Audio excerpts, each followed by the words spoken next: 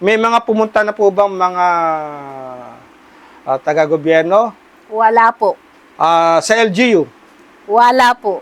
Sila mayor? Wala po. Wala po. Sa probinsya? Wala po. DPWH? Wala akong maalala.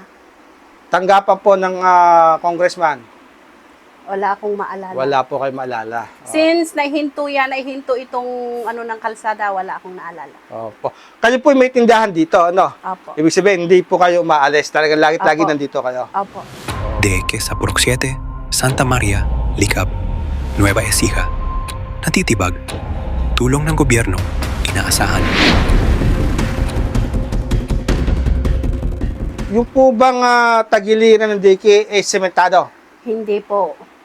Kaya ang inaano lang namin sana nga mapansin nila na sana kung mabigyan man lang nila ng riprap sana. Dahil kahit dahil yung tubig, alang pinipili yung tubig eh. Kahit yung daga inaano yung kinukulukulan ng tubig yan. Kaya yun yung nangyari. Opo. Natatandaan niyo po ba kailan po ginawa itong DK? Nagawa itong DK na open yan yung 2023. Matagal na rin. No? Oo. Pero nag-stop na naman. Tinuloy nila ng 2024. Opo. Pero hindi natapos, pina-stop na naman. So, ang huling paggawa ay taong 2024. Oo. Hanggang sa inabutan na nga po ng pagkatibag. Opo. Tapos wala na. Hindi na nila napansin kami. Natatandaan niyo po kailan ito natibag? Oo.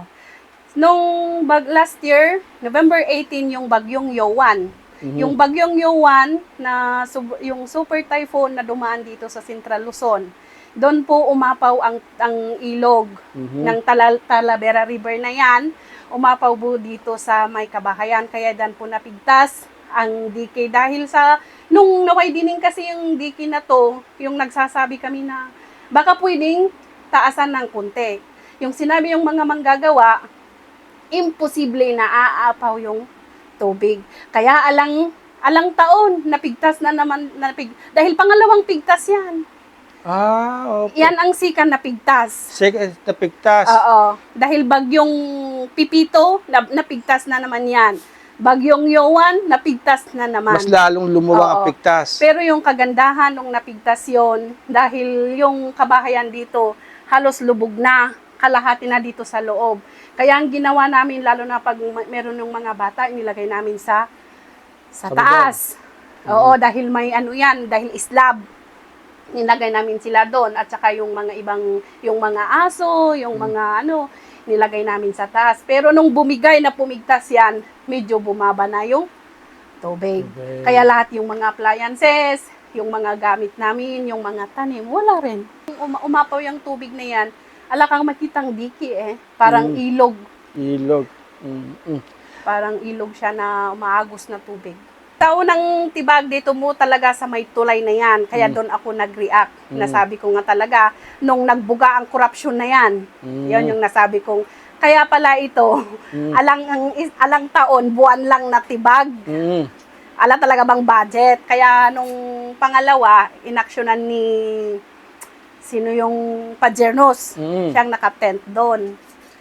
Pero wala naman, hanggang lang dyan sila. Paano yung sinasabi pong aksyon ni Congressman Pajernos? Yung natibag malapit sa tulay? Oo, doon lang, sa malapit sa Bubon. Oo, pero dito hindi umabot yung Hindi paggawa. Naisangguni pa namin yan nung gumagawa sila sa taas. Yung may sasakyan dyan sa taas na bahay na yan, yung kulay green.